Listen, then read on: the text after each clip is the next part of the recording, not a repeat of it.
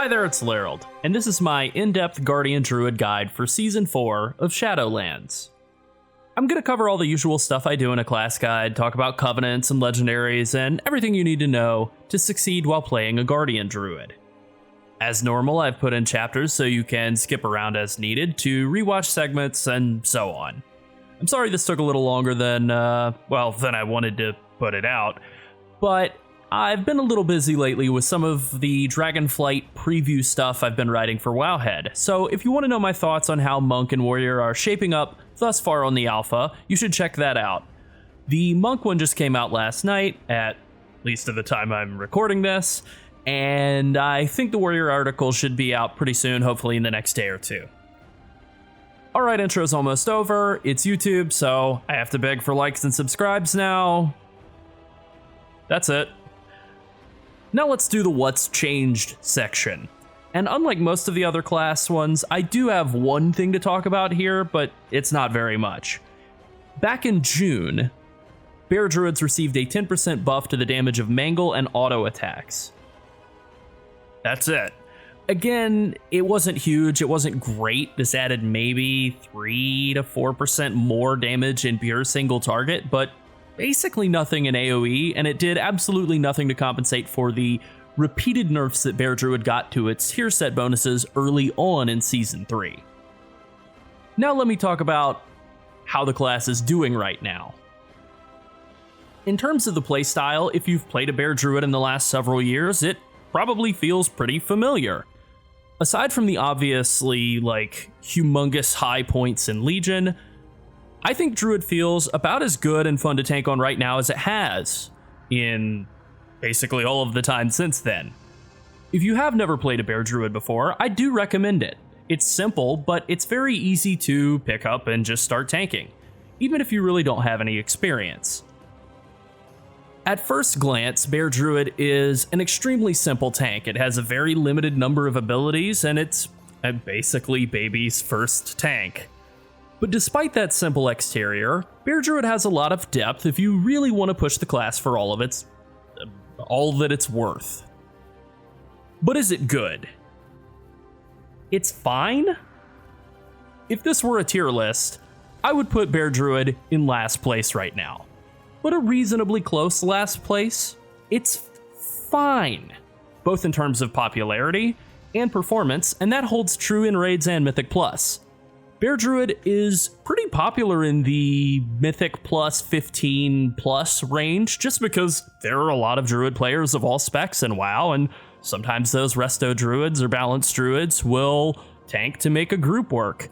That's fine. That's really what Bear Druid is best at right now, just some semi-casual play. Even up into the low 20s, Bear Druid is a decently popular tank. It is not the least popular tank at that level. That's still Prot Warrior. The usage rate of Bear Druid really only starts to fall off once you get into the upper echelons of Mythic Plus pushing. We're talking 25 plus. The problem right now with Bear Druid is that it's structured around a 3-minute incarnation cooldown, which means that it is insanely strong during its cooldowns, but not great outside of them. That's not a design that's used for any of the other tanks in WoW because it's not really very good. In Season 3, the cooldown reduction from really helped Druids out a lot. I think Druid got more value out of the encrypted seasonal Mythic Plus affix than any other tank. In Season 4, while I like the effect and I think that the haste that you get from the seasonal affix is very useful, Druid definitely lost a lot of value compared to other tanks by not having that cooldown reduction available to them anymore. Warrior and Paladin, I think, both had a chance to kind of fall down as well, but they both got major defensive buffs with Season 4, and Bear Druid didn't. Because of that, I think that was enough to firmly put them ahead of Druids in the overall rankings. But again, I want to conclude this positively because I like Druid. It's not the best tank, but it isn't way worse than all the rest of them either. It's very simple, it's easy to play, and despite that, it can be pretty fun sometimes. I think Druid is by far the best tank for beginning tanks and players to play when they're learning to tank because its basic playstyle is so simple, but it also has an incredible amount of depth if you want to push yourself and learn to maximize every aspect of the class. I also think there's a lot of potential for Druids to have more interesting playstyles and depth in Dragonflight. So picking it up and learning to play Bear Druid now when it's simple could wind up being a really good investment for your time when the next expansion comes around. Let's start with the Guardian Druid tier set bonuses. The 2-piece bonus gives you 4 seconds of Berserk whenever you use Barkskin. This bonus is fantastic. It works with Incarnation too if you're talented into it, so you basically are locked into running Incarn all the time, which is totally fine. This is a free offensive cooldown in raids. It gives you some extra frenzied regen cooldown reduction, which is really good for helping your self-healing, which is pretty limited otherwise. In Mythic Plus, being able to thrash spam at the start of pretty much every pull is very strong. That helps with getting Iron Fur up quickly and locking down threat when you don't have your big 3-minute combo. This 2-piece is just all very, very good. One of the most impactful 2-pieces available to all of the tanks. The 4-piece bonus adds a massive amount of AoE damage and self-healing onto your Berserk. It was nerfed, as I mentioned earlier, early on in Season 3. There was a while where I think it was probably the best DPS spec available to the entire class. Like, ideally, you would probably run just all Bear Druids if you were really trying to maximize your damage output instead of running like Balanced Druids or Feral Druids, and that was kind of a problem. It does interact with the free Berserks from the 2-piece, so again, it just adds a ton of extra juice onto an already powerful cooldown. It makes your threat generation at the start of pulls when you're running in, thrashing, bark skinning, thrashing a whole bunch more. It makes it even better, and it cements the idea that Bear Druids are the kings of doing absolutely massive AoE damage and massive AoE pulls in Mythic Plus. This is a fantastic pair of bonuses that affect the way that you route through Mythic Plus dungeons and use your cooldowns in raids.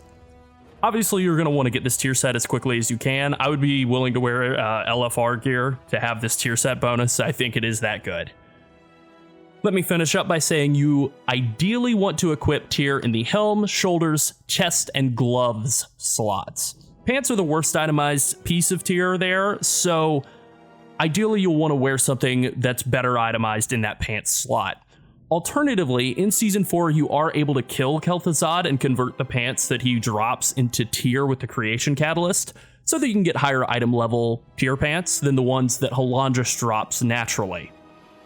The pants are versatility crit. I'm talking about the pants from Kel'Thuzad. So you could just wear them without converting them to tier, that's fine. But if you're wanting to use those to complete your 4 set and then have an offset piece somewhere else, you know, it's alright. The helm from Sire Denathrius is also worth converting into higher item level tier if you can get your hands on it. Now let's move on to Covenants. Bear Druids actually have, I mean, technically speaking, they have one that is clearly better than the rest, but arguably they have 2 or even 3 that are all potentially usable. Necrolord is the only one that stands out as very, very clearly being a no. In the patch 9.2 video, I predicted that Venthyr would wind up being the best Covenant choice in Season 3 of Mythic Plus due to the new tier set 4-piece bonus, but I thought that Night Fae would probably be better in raids. No, Ventyr's just better everywhere.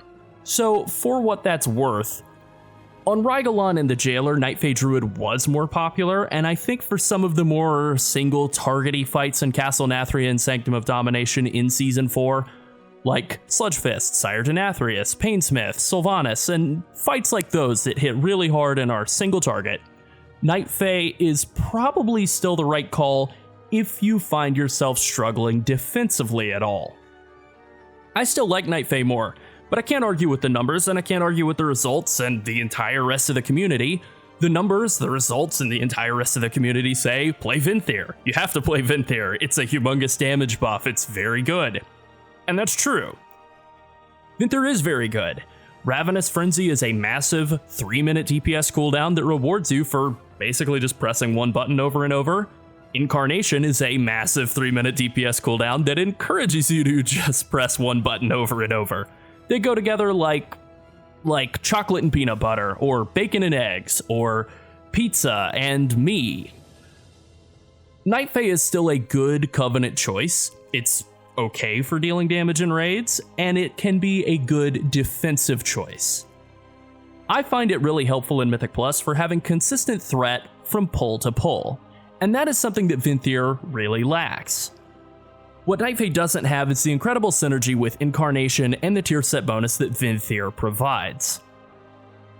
That makes it objectively a weaker choice in Mythic Plus. There's no opinion here. Night Fae is just worse.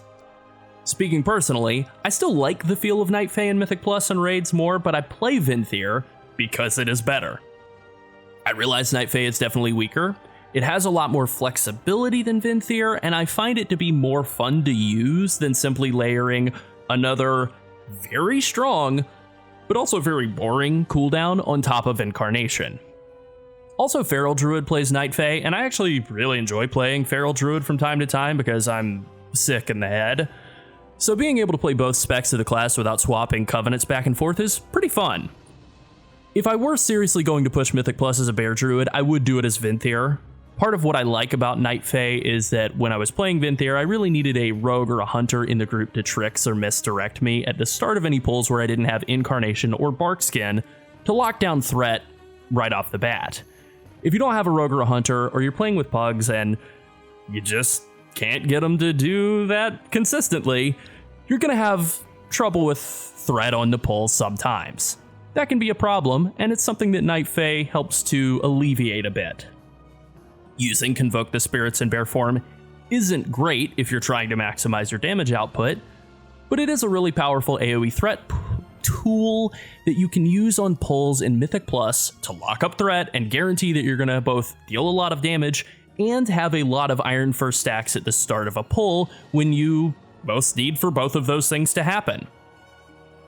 Again, finally, Night Fae is worse for damage output and worse for overall toolkit synergy than Venthyr. It's just more flexible. Finally, let me just go over Kyrian Bear very quickly. Kyrian was very popular in high-end Mythic Plus at the end of Season 2 due to how strong the Covenant Legendary was. I really liked playing it, and then it got nerfed going into Season 3. I had been planning to very seriously consider playing Kyrian Bear, like right up until the point where they nerfed it in the PTR, and as soon as that happened, I just knew it wasn't going to be a thing. I really liked Kyrian Bear Druid a lot in raid testing for Sepulchre of the first ones prior to those nerfs. You could basically always have a major defensive cooldown rolling, but that was cut down pretty substantially, and I just don't think it's a very good setup for most players now. It's playable, and it will provide more consistent defensive value than Night Fae, but the offensive value just isn't there at all, and being able to generate burst AoE threat when Incarnation is on cooldown is actually a very big weakness for Bear Druids. Night Fae can cover that up, Kyrian does not. There are some players who are making it work in high-level Mythic Plus, but it requires a very coordinated, specific setup to make it function effectively, and for normal play, it's generally a trap, a big mistake. So quick recap, Venthyr is the strongest, most popular Covenant in Mythic Plus and raids, and it synergizes very nicely with Incarnation and the tier set bonuses. It is what you should play. I like Night Fae more. Some people do. I think it's easier to play for less experienced players. It's not as good. It really isn't, but it is a little bit more forgiving. Basically, Venthyr emphasizes Druid's strengths. Night Fae covers up Druid's weaknesses. Just for the sake of being thorough so nobody comments and says you forgot about Kyrian, it's a super defensive option. It can be good in very special setups, but for the overwhelming majority of players, 99.99% of players, it gives up too much offensive value for the very specific weird type of defensive value that it provides. Now let's move on to Soulbinds. Starting with Venthyr, Theotar is the best option for maximizing your DPS, and I would use him in raids. This is his tree. In Mythic Plus, I find General Draven to be more consistent defensively. The defensive consistency that he provides outside of your gigantic Incarnation and Ravenous Frenzy combos is actually very valuable, so I do prefer him instead of Theotar for Mythic Plus. He also lets you cleanly path through 4 Endurance Conduits and 2 Potency Conduits, which is really good for your overall offensive and defensive value and very uncommon. Finesse Conduits are usually forced upon you, and for Bear Druid, they just usually don't add that much value in Mythic Plus, whereas getting 4 Endurance Conduits is fantastic. If you're playing Night Fae, Naya is the best Soulbind. She grants a massive health and mastery buff when you cast Convoke the Spirits, which is very nice. Despite the Covenant Legendary reducing the cooldown by 1 minute, her Soulbind power still grants you health and mastery as though it were a 2-minute cooldown, which is pretty good. You have about 50% uptime on a massive boost to your health and mastery. Pretty good. In Mythic Plus, I tried using Karain instead of Naya due to the 25% crit buff that he grants you on pulls. I found it really helpful for generating threat while I was under-geared, but now that my gear situation is much better off, I once again think he's a weaker option. I wouldn't recommend running Karain unless you're really struggling to hold threat at the start of pulls where you don't have Incarnation available. And finally, for Kyrian, Mechanicos is the only option. He's good, but he has a big problem that ultimately was the final straw for me in terms of my willingness to play Kyrian anymore at all. Mechanicos' End Tree trait that triggers a dot on enemies and gives you cooldown reduction on Kindred Spirit targets its explosion based on where your linked partner is standing. This means that if you were to link with a Warlock, to give them a damage buff and stat buff and so on, and they aren't in melee range of the mobs, when you use your ability, you're not getting any value from that Soulbind bonus at all. This is a huge part of the problem with Kyrian, and a big reason why I felt comfortable dropping it. I don't want to be reliant on other people to position correctly in order for my toolkit to work. For Potency Conduits, you have a couple of options. Unchecked Aggression is terrific. It basically gives you a free Bloodlust's worth of haste during your Berserk and Incarnation, and it works with the free Incarnations that you get out of Barkskin as well. It's amazingly strong. No matter which of the Covenants you're playing, the Covenant Conduit should be your number 2 option. Those are all very strong as well. Beyond that, I wouldn't run any of the other Potency Conduits. You just have too many good Endurance Conduits available to justify taking Adaptive Armor Fragment, even though that's not bad. And the best trees don't really path through 3 Potency Conduits anyways. Endurance Conduits are pretty simple, and again, there are 2 clear favorites, but I think that there are technically 4 that are all pretty good.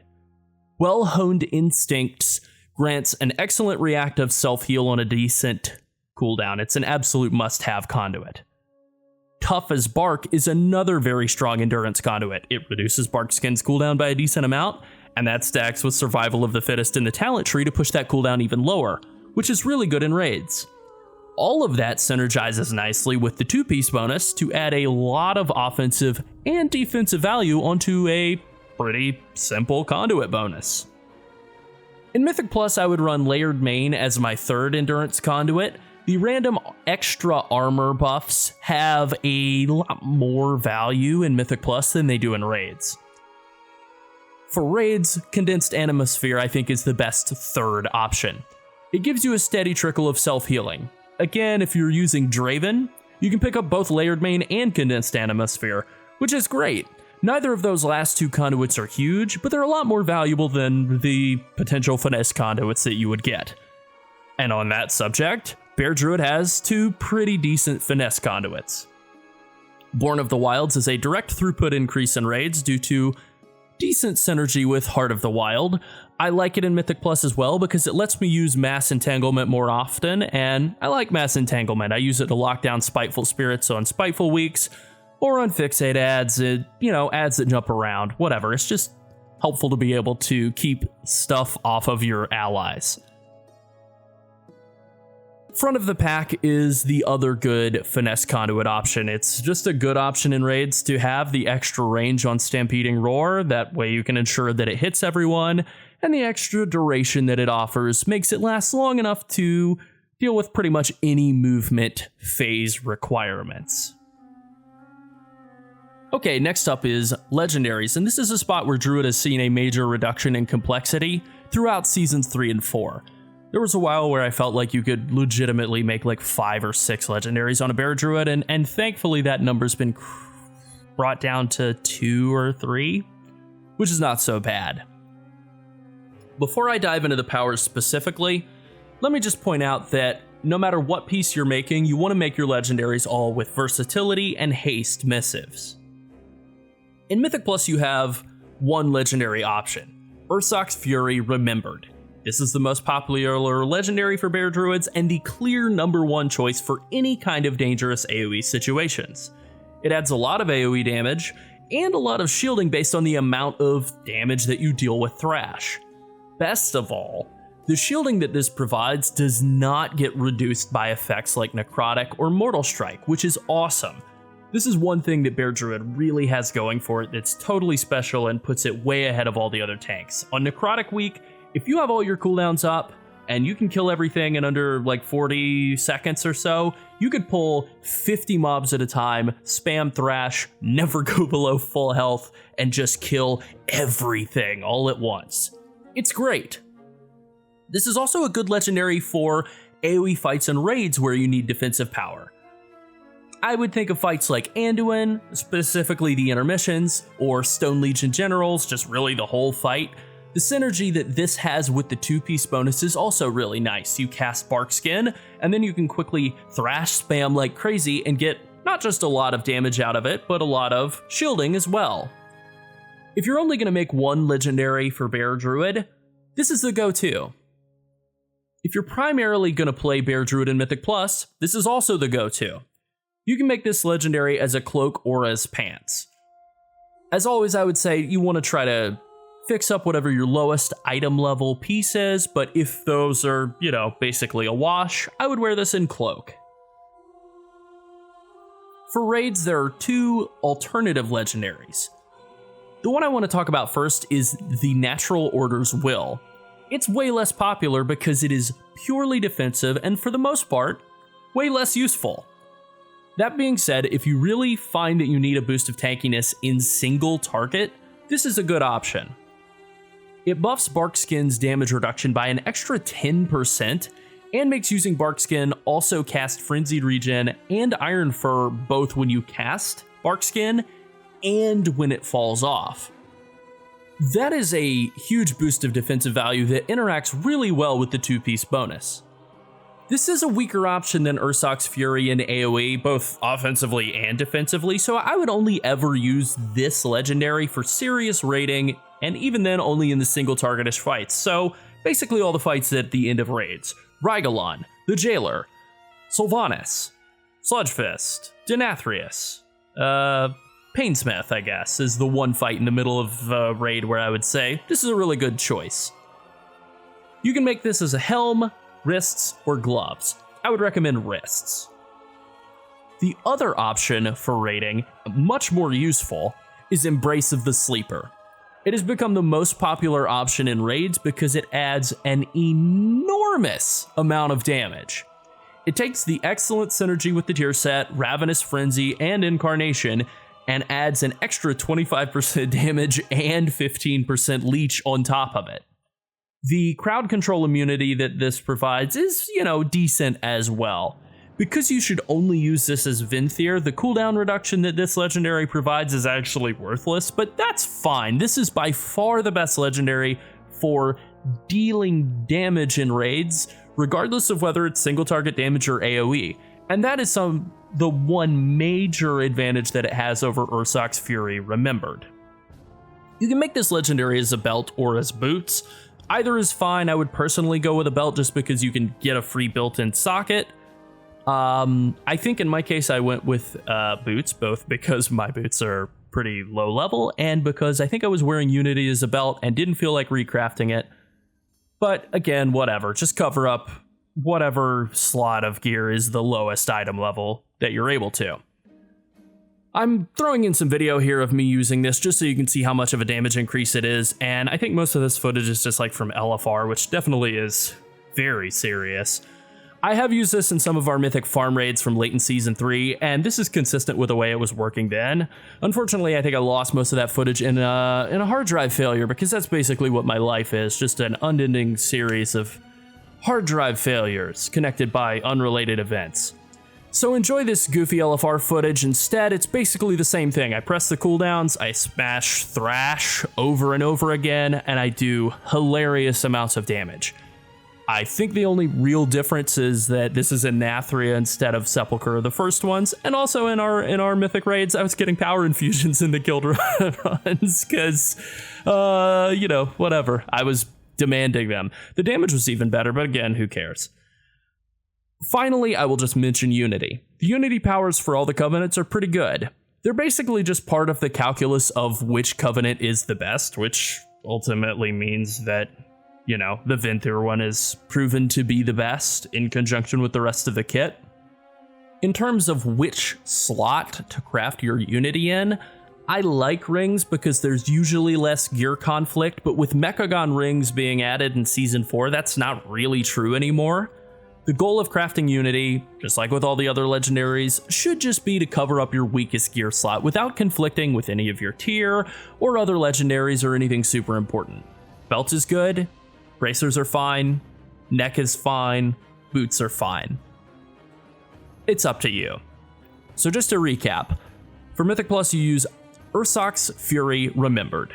For raiding you can just keep on using Ursoc's Fury Remembered if you want a generally decent legendary that adds a mix of offensive and defensive value. The Natural Order's Will is a good defensive option, but it's really only better than Ursoc's Fury for single target boss fights. Embrace of the Sleeper is a really good, strong legendary that's mostly just used for maximizing your damage in raids, but it's very effective at doing that. I wouldn't use Embrace of the Sleeper for tanking anything that I thought, I should be worried about killing me. Now let's move on to talents. These are the two basic talent setups I would use depending on whether I'm in Mythic Plus or in Raid. Bear Druid has several really good competing talents in some of the tiers, so let me go over those. In the first tier, Brambles and Blood Frenzy are both good talents. Blood Frenzy is much better for rage generation in AoE, which helps with keeping up stacks of Iron for in Mythic Plus. In Raid, I pretty much always use Brambles for the passive damage reduction and damage output as well. In the second tier, Renewal and Wild Charge are both great options. You can usually get away with just never using Wild Charge. I mean, Renewal is a really strong self-healing tool. It's basically a health stone on a 90-second cooldown. It's kind of crazy how good it is. I do feel weird without Wild Charge, but you can live without it. I've kind of spent the last several months trying to get very comfortable without it. On a positive note, in Dragonflight, I think you'll be able to have both, so that's pretty cool. All three affinities in the next talent tier are situationally useful. Balance is my favorite in terms of the passive value. Having more melee range is really nice. All of the passives are pretty good though. If you're worried about your defenses at all, Resto Affinity is the safest choice in this tier. It's a good choice if you're undergeared. It can let you help out your healers in raids, I guess. I don't know, I wouldn't really ever recommend doing that. But for general raiding in Mythic Plus, I just use Balance Affinity all of the time. These affinities all come with a crowd control ability as well. I think the cat one is pretty much worthless. Typhoon for Balance Affinity is generally the easiest and best of them all, but Ursol's Vortex from Resto Affinity can be pretty useful some of the time. I would add that generally speaking, the concept of Catweaving or Owl Weaving, which is what drove most of the decision making in this talent tree, or in this talent tier, has pretty much been killed with Season 3 and 4, and the tier set bonus is what killed it. There's almost no reason to swap back and forth between your forms right now to maximize your damage. You get most of your damage output from the 3-minute combo, and the potential damage outside of those windows, even when you're not tanking, was pretty heavily reliant on Convoke the Spirits, but you won't be playing Night Fae if you're trying to maximize your damage. So basically, the affinities don't really play a role other than the crowd control option and the passives you get, and in that case, balance is basically always the best.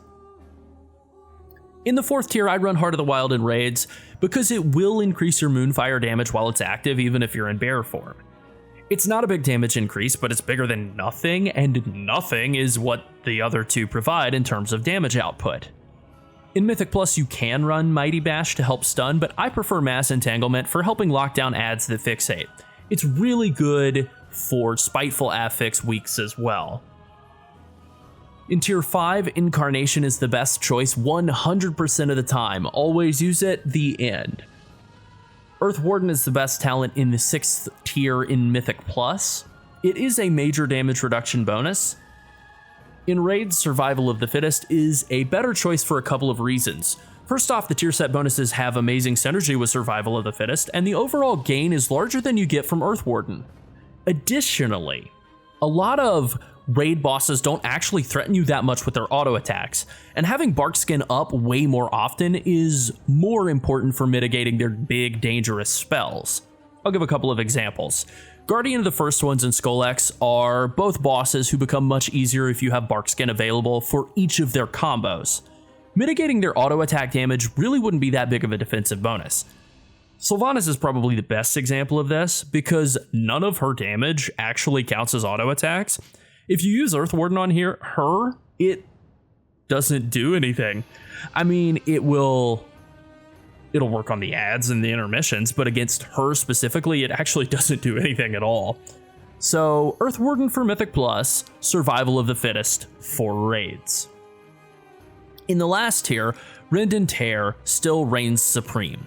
It is by far the most consistent defensive and offensive option and almost always worth using. Pulverize is a good defensive option if you absolutely need an extra defensive cooldown. It's basically an extra shield wall on a 45-second cooldown, which is really good. It's very strong as a defensive skill in high-end progression rating, but for anything outside of that, I would run Rend and Tear. And even against like 95% of bosses, I still think the consistent value of Rend and Tear is better. So just to recap, I would say there's one really good all-purpose Mythic Plus talent tree, but you can move things around a little bit as you see fit. For rating, there is some more potential to swap things around, such as Wild Charge versus Renewal, or Feral Affinity, sometimes can supersede Balance Affinity if you really need more mobility for things like Jailer Phase 2 or all of Painsmith. There's not a ton to say about the Bear Druid rotation. It's simple and pretty beginner friendly, I could say that. You do want to use your major cooldowns as much as you can, but that mostly just means hitting Incarnation and Ravenous Frenzy once you have a large pack of mobs together. On the subject of Incarnation and Ravenous Frenzy, you do want to pretty much always try to use Barkskin around the same time that you're using those as well, assuming you have the 2-piece bonus at least, so that you're getting even more Incarnation uptime during that period. In Mythic Plus, you pretty much always want to have that combo up at the start of a large pull, ideally when you can pull together 2 or 3, or if you're feeling really ambitious, 4 packs of mobs at once. You get everything gathered up, pop all your cooldowns, and go crazy spamming Thrash. As for Iron Fur and defensive cooldowns in general, you just want to maintain stacks whenever you're actively tanking. If you know that a big burst of physical damage is coming in, try to get 2 or 3 stacks of Iron Fur up, at least, to mitigate it. Feel free to be aggressive with Barkskin and Survival Instincts, and use Frenzied Regeneration to get your health pool back up after you've gotten chunked down. Because Frenzied Regen is a hot 3-second heal over time, there's it technically heals you instantly when you press it, but the heal that it gives you on the bat is very small. It's just 1 tick. You can sort of precast it, but really it's just something you have to use reactively. The fact that it's on the global cooldown, it's not great, man. It just doesn't feel that fun to use. One positive of Frenzied Regen is that it increases your healing taken while it's active. So if your health drops really low, you can hit it and then use Renewal to get a big boost of self-healing. That's like the one self-healing combo that Bear Druids have. Now, I've mentioned Catweaving and Owl Weaving, and in previous videos I went into a lot more detail, but as I briefly mentioned earlier, they're basically dead now. The tuning on the tier set and the synergy it has with Venthyr and Incarnation has basically made them obsolete playstyles for the time being. That's unfortunate because to me they're really fun. They were what made Bear Druid really, really fun early on in the expansion. They were, it was kind of one of my favorite tanks to play in this expansion for the first couple of raid tiers because of that whole playstyle. But they were relying on Night Fae to be competitive, and if you're trying to maximize your damage output, you should be playing Venthyr. If you're playing Night Fae and you do want to bump up your damage to the maximum that you can get out of Night Fae, you can use Heart of the Wild and Convoke the Spirits in Moonkin form or Cat form, but that's pretty much it.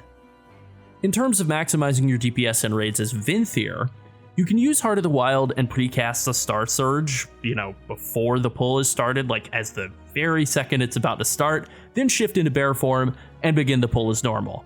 If you want to shift into Moonkin form and use a Star Surge or a Sunfire if you're forced out of melee range due to a mechanic and you don't think that being out of Bear form would cause you to die, that's an option.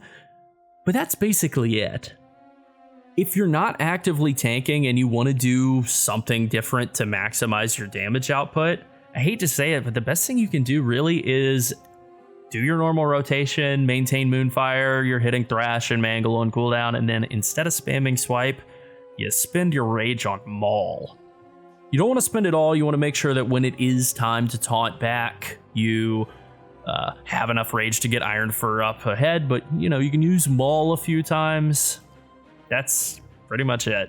Kind of stupid. Alright, something I have gone over with each of these guides is how to pull, and that is something I definitely want to cover on Bear Druid because I think it's probably their greatest weakness. For the most part, this will be about Mythic Plus, but let me just go over the basics for raids first. In general, you do want to pre-pull with a Heart of the Wild Star Surge, then shift into Bear form, taunt, Moonfire as you're getting into melee range, all that normal stuff. Then you hit the boss with a Thrash, and then pop your full Incarnation and Ravenous Frenzy combo, and be sure to use Bark Skin as well for even more Incarn uptime. If you're wearing Ursock's Fury Remembered, you can just spam Thrash until Incarn is done, just the whole way. I bind Thrash to 2, you bind it to whatever you want, but 2 is a good option. You hit Incarn, you press 2 for the next 30 seconds or so. If you're wearing Legacy of the Sleeper, or the Natural Order's Will for that matter, you just want to get up to 3 stacks of Thrash, and then switch to spamming Mangle unless you are in AoE. You want to Thrash often enough to maintain 3 stacks against 1 to 3 targets, but otherwise you just get as many Mangle casts in as you can instead. If it's all out AoE, then even without wearing Ursock's Fury Remembered, you want to spam Thrash. Pretty easy stuff. Again, just press 2 for a while. If you're playing Night Fae, you can use Convoke prior to popping Incarnation. Ideally, you won't be tanking on the pull if you're playing Night Fae for whatever reason, and so in that case, you would be able to Convoke in Moonkin or Cat form while maximizing your Heart of the Wild value. Again, this shouldn't be something you have to worry about very much. I'm just being thorough. Alright, now let's cover Mythic Plus, and that's really more what this is about. If you have your cooldown combo up, pulling is very easy. You get into melee range, you Thrash, you pop all of your cooldowns, and you keep on thrashing until you can't thrash anymore. That's pretty much it. The harder situation is how to handle pulling when you don't have Ravenous Frenzy and Incarnation available, and that will affect your routes through dungeons. If you have Bark Skin up, that's usually enough to lock down threat on most normal pulls. The way you handle them is pretty simple. Run in, hit Thrash first, then Bark Skin, and keep spamming Thrash until the Incarn falls off. You should be able to hold threat in that situation even if you're playing with big pumper damage dealers. If you don't have Bark Skin available at the start of a pull, or if the Ravenous Frenzy combo, all that is not available, that's where things get tricky. It is what I like about Night Fae. You have one more big threat skill for pulls, and being able to walk in, Thrash, Convoke for a little while, and then Thrash again is really good for holding threat. But it's weaker overall. That's why most people don't play Night Fae. That's why I don't play Night Fae anymore. I gave up and accepted Venthyr. So if you don't have anything available and you're Venthyr, your best option is to basically walk in, Thrash, Swipe, Moonfire, and pray. You can taunt enemies that run away from you, hit them with Mangle and Moonfire to make sure you lock down threat. You can use Moonfire on anything that's outside of melee range, but basically you just have a very limited capacity to deal AoE damage, and that means limited AoE threat. If Bark Skin is close to coming back up, It can be worth waiting 5 seconds or so before pulling just to make the opening easier for not just for you, but for the whole group. If you have a rogue or a hunter in the group and they're consistently tricksing or misdirecting you, this kind of makes all these problems go away. That's sort of a downside of Druid, but it really does fix a lot of problems just to have a consistent rogue or hunter who's, doing their job of fixing your problem.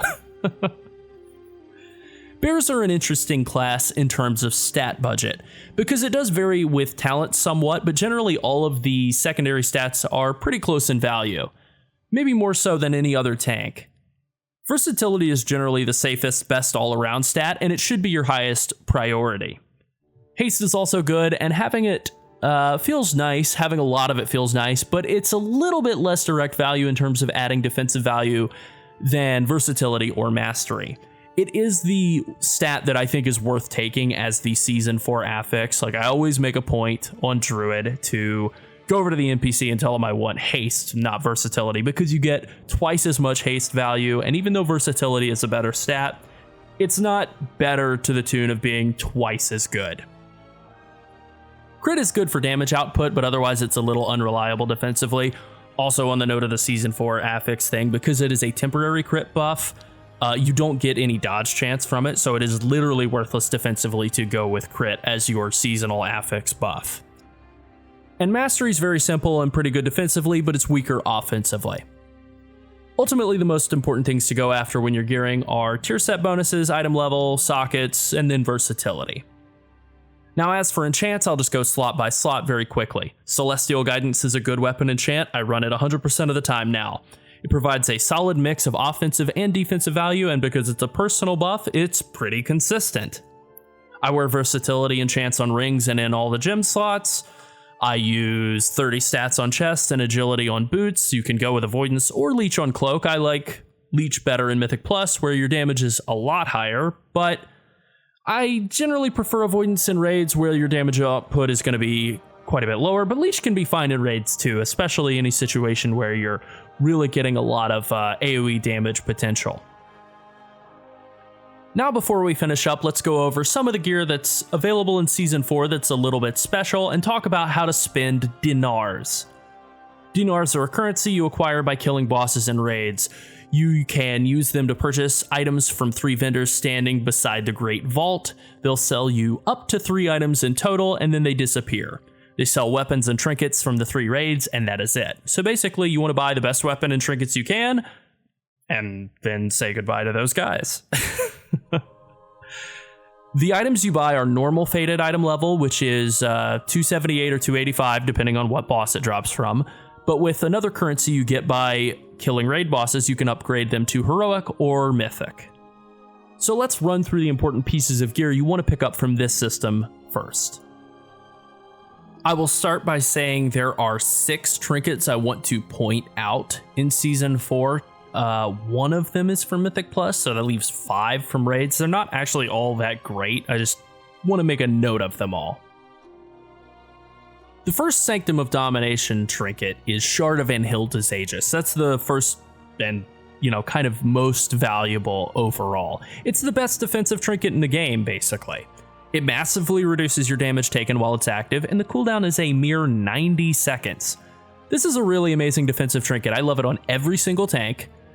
I cannot believe that not only was it not nerfed, they increased the item level on it, with this whole fated system, and then basically left it at the same sort of tuning, but, scaled up with the item level. So it's essentially like complete damage immunity while it's up if you have a high item level version of this trinket.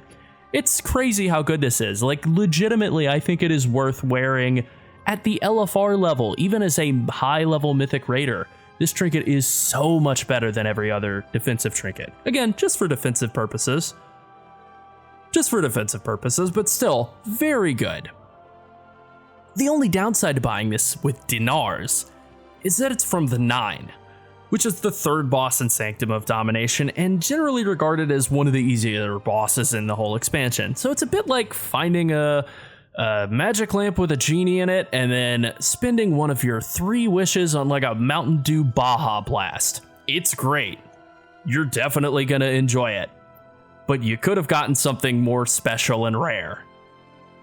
I might still buy this trinket after all. It is the best in slot option for basically every tank, at least from a defensive perspective. I will try to do Sanctum a couple of times first, though, just to see if I can get it to drop instead, so that I can spend coins on other harder to get items instead.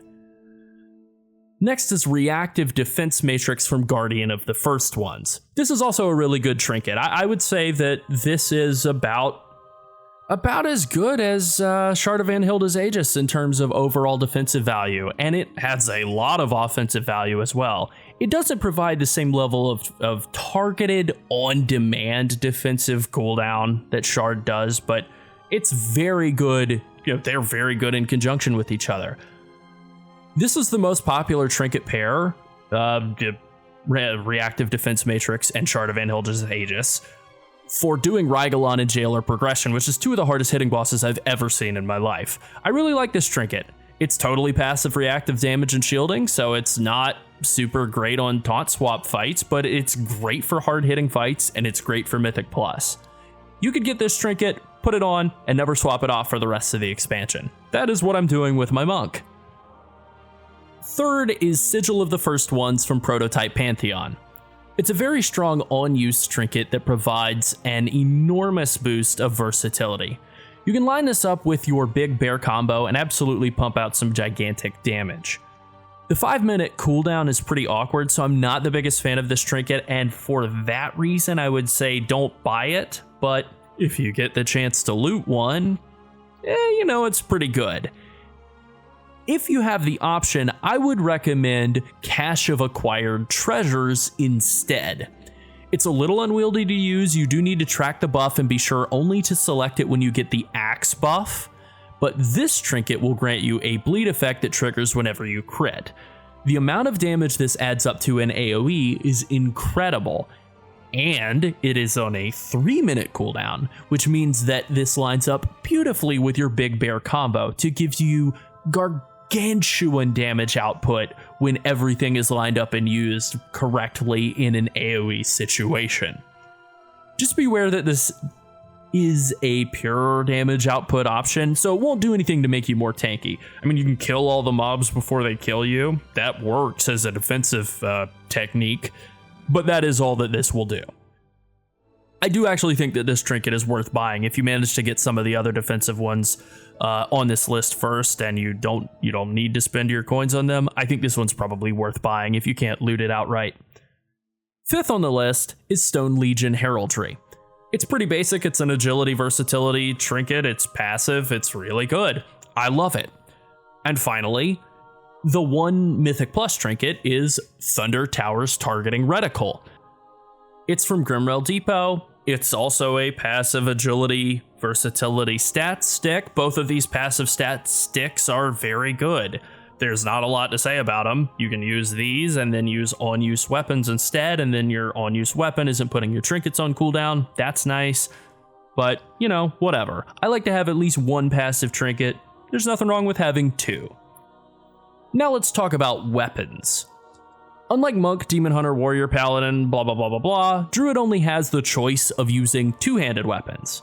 Because you have to spend a dinar on each weapon and shield regardless of whether you're using a two-hander or dual-wielding and using a one-hander and shield, this is just a huge advantage for Druids. So in terms of the best weapon for Druids, there are three options. A lot of people might naturally assume it's Jotengare, the on-use weapon from the 9 with the 3-minute cooldown that lines up so nicely with Incarnation and Ravenous Frenzy and so on. That was the case for Sanctum of Domination, and sim-wise, that would be correct. I have heard chatter that this weapon would actually not be better than Zovastrum, the polearm from the Jailer, but in my own sims it is. Even in 6-minute patchwork sims where you're only getting 2 uses, the absolute worst case scenario for this, it's still better. If it's better by only like 10 DPS, but still better even in the worst case simulation scenario, the ability to use it to get priority burst damage in real world situations is excellent. Things like pulling 4 trash packs together in a Mythic Plus, popping Ravenous Frenzy and Incarnation and Bark Skin and this weapon and an agility potion and going crazy is, that's really good. The lower item level that this polearm has compared to the polearm from Jailer, that's a concern, but I think that burst damage and stat budget potential compensates for that pretty well. Where this is clearly weaker, or potentially weaker at least, is in just pure boring single target situations. Like you're fighting Sludge Fist. Yeah, this 3-minute, well, that's a bad example because Sludge Fist has increased damage taken phases. You're fighting Guardian of the First Ones. This 3-minute trinket weapon may not be quite as good as just a higher item level, regular, boring weapon. I prefer a normal boring weapon to a no stats weapon if I'm being honest, but I must go where the Sims tell me. Zofastrum has a massive amount of versatility and a higher base item level, so you can run one if you want more consistent defensive value. The weapon off of the Jailer is very good.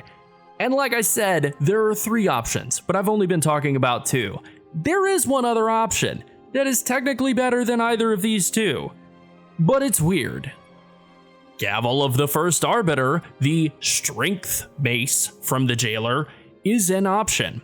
It is the highest overall DPS choice. It is used and tested by Pumps, the #1 Bear Druid in the world, the tank for Honestly, and Wowhead Bear Druid Guide Rider.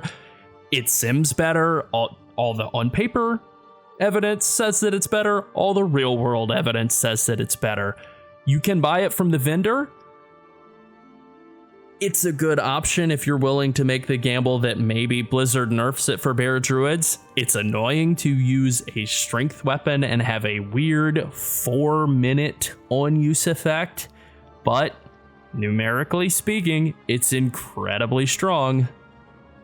I probably won't use this. I probably will just go with Jotun just because it's more comfortable and less of a strange fringe option, but technically speaking, this is the best option. I don't like it. Finally, let's just talk about cheat death trinkets real quick. You can use one, and I would recommend the Weave of Warped Fates from Fate Scribe and Sanctum of Domination, but I generally think that cheat death trinkets are a weaker choice than just running more proactive defensive trinkets. A cheat death trinket is basically a defensive cooldown every 8 minutes, whereas trinkets like Shard of Anhilda's Aegis are a cooldown every 90 seconds. And Shard provides a lot more defensive protection overall. Even a passive damage reduction trinket like Reactive Defense Matrix, or even just passive stats from Stone Legion Heraldry, is going to do a lot more over the course of a raid fight or a Mythic Plus run. That doesn't mean you can't run a cheat death trinket if you feel more comfortable with it, but I generally think they tend to be mistakes. Alright, so now that I've covered trinkets and so on, let's finish up by going over the rest of the important drops from dungeons in Season 4 of Mythic Plus. I'll start with Codex of the First Technique from Tazavesh. It's worth mentioning, not because it's good, but because it is not good. The stamina is much worse than a normal agility trinket, and the proc is actually really, really bad for druids. It's a 10% damage reflection proc, which sounds great, but it is calculated after all other forms of damage mitigation are included. That includes absorb shields from Ursoc's Fury Remembered. So if you have a bunch of stacks of Iron Fur and no big Ursoc's Fury shield, you might get hit for like 5k and reflect 500 damage. That's bad. Let's say you have a Incarnation and Thrash spam going and you have a huge Ursoc's Fury shield and big damage hits you and doesn't break the shield, it reflects 0 damage. Because of the way that Bear Druid plays, there's really just no situation where this trinket can ever be remotely good at all. The design is a complete trap. It's popular because it's good on Demon Hunter and to a lesser extent Death Knight at the absolute peak of Mythic Plus pushing. This is because Demon Hunter doesn't really value agility at all. You actually do get more value out of the stamina than you do out of the agility, arguably, on Demon Hunter. You can use the procs as a way to postpone your other defensive cooldowns, and both for Demon Hunter and Death Knight, the mobs in a 30 plus Mythic Plus dungeon deal enough damage that 10% of post mitigation and absorption and so on damage is still a ton of damage. But on a Druid, doing like 15s or 20s, that's just not the case at all. Basically, on a Druid, it has zero use. Salia's secret technique from Tazavesh Gambit is a good versatility trinket option. It requires somebody else in your party to be running versatility as their number one secondary stat, which is not super common. Otherwise, you can get haste or crit out of it, or even mastery, and that's all fine, but not as good. I would say this is not really the highest priority trinket, but it's definitely not bad either. Ticking Sack of Terror is a pretty good offensive trinket from Tazavesh. It's a simple damage proc, it's decent, but the mastery is a little disappointing. If this were an agility trinket, it would be a lot better. Kabakan of the Infinite Flight and Signet of Collapsing Stars are a haste verse neck and ring that are available both from Tazavesh Gambit. They're really well itemized for Druid and basically all the other tanks, so there's a lot of reason to want to run Gambit as a tank. Plus, it's a fun dungeon that's pretty fast. Big fan. Mechagon gear is fairly simple. I would say the main pieces of valuable gear there are the rings. Ideally, you want a Logic Loop of Recursion from Junkyard and an Overclocking Bit Band from Workshop. When combined, a pair of Mechagon rings adds a lot of value. The itemization is okay on each ring. It's not super great, so I would make a point to target farm these rings and get the full set, but know that just getting one of them is not really that great on its own. The other really notable pieces of gear from Mechagon are Reclaimed Shock Coil and Remote Guidance Device. Reclaimed Shock Coil is a staff that can proc some extra nature damage whenever you crit. It still has secondary stats, so this is basically just free damage, and that's pretty great. Remote Guidance Device is a pretty basic damage trinket. You press the button, it does some single target and AoE damage. The end. Karazhan has several pretty good pieces of gear, so let's just run through them really quickly. Amulet of the Last Guardian is a haste verse neck, so it's another really good neck option that's available from Mythic Plus. Eye of Command is a pretty simple damage-oriented trinket. It grants you a lot of crits, so it's okay as a decent DPS option, but it's not great. It has a bit of ramp up when you switch targets, but it should only take like 15 seconds or so to ramp up to 10 stacks, which isn't too bad. It does reset if you swap to like kill an explosive or an important ad, so it's not the most consistent trinket, but you know, it's pretty decent. It's basically a passive stat stick with a small ramp up to it. The Ring of Collapsing Futures is good. It adds a free damage on use effect. The itemization is not great, but it's not terrible. I would say that if you get one, you can use it until you put together a Mechagon ring set, but I wouldn't go out of my way to farm it either. Seal of Darkshire Nobility has decent stats and a nice defensive proc. This basically just makes the start of any Mythic Plus pull about 10% less dangerous, which is actually pretty good.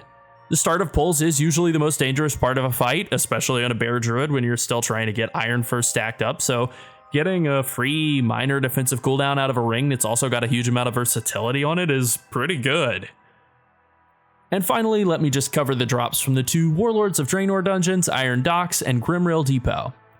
Chasm Wrench Docking Hook from Iron Docks has perfect itemization, so I guess you could target farm that, although if I was going to go after a weapon for Mythic Plus, I'd probably be going after that staff from Mechagon just to get that extra damage proc. I like damage. There is one piece I would absolutely recommend target farming on Guardian Druid, and that is the Trinket Thunder Towers Targeting Reticle from Grimrail Depot. Again, it's very simple. It's just versatility and agility as a stats tick, but hey man, what's not to like about that? And that's pretty much it on trinkets and important Season 4 gear. If I didn't include a piece of gear in this list, that's probably because it's not all that great. It can still work while you try to get your hands on some of the items that are on this list, but it shouldn't be a permanent solution. Guardian Druid has had its share of ups and downs throughout Shadowlands, and as we're approaching the end, it has wound up, pretty much at the bottom of the pack. I still like playing Druid. It's fun to me. even if it's not the best class or the best the spec has ever been, I do still think that it's pretty fun and pretty good.